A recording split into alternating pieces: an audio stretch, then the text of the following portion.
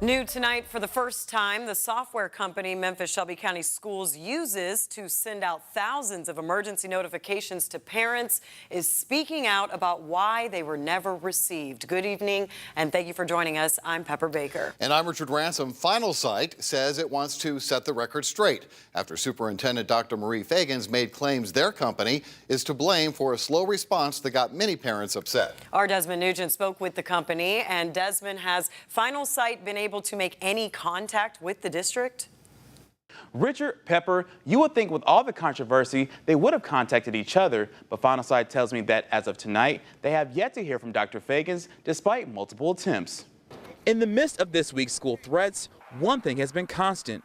Parents are not receiving messages from the district alerting them about what's going on. We learned that more than 60,000 of those calls were undelivered. We learned another 80,000, if you will, text messages out of more than 130,000, families, if you will, or numbers that we have were also undelivered. That's the information Dr. Feagins told ABC 24 during a news conference on Thursday. The superintendent blaming Finalsite for those messages not going out. We've had conversations with the company to figure out if it's technical difficulties, if it's an opportunity for the company to work on.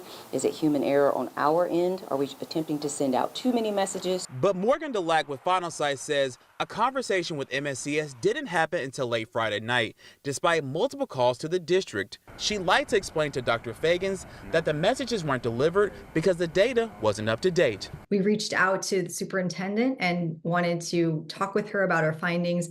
We're eager to speak with her still. We've not been able to reach her directly, but we welcome a conversation about what went wrong. Delac says they notified Dr. Feagins via email about the following. 47,000 recipients had no way to receive text messages by the district. Another 17,000 recipients had blocked their numbers so the district can't reach them. And the company wasn't given email addresses for another 32,000 recipients. I don't believe that anybody is trying to wrong us or vice versa here. We want to help them be successful. We never want anyone to feel like they're in the dark or not engaged with what's going on in their child's school.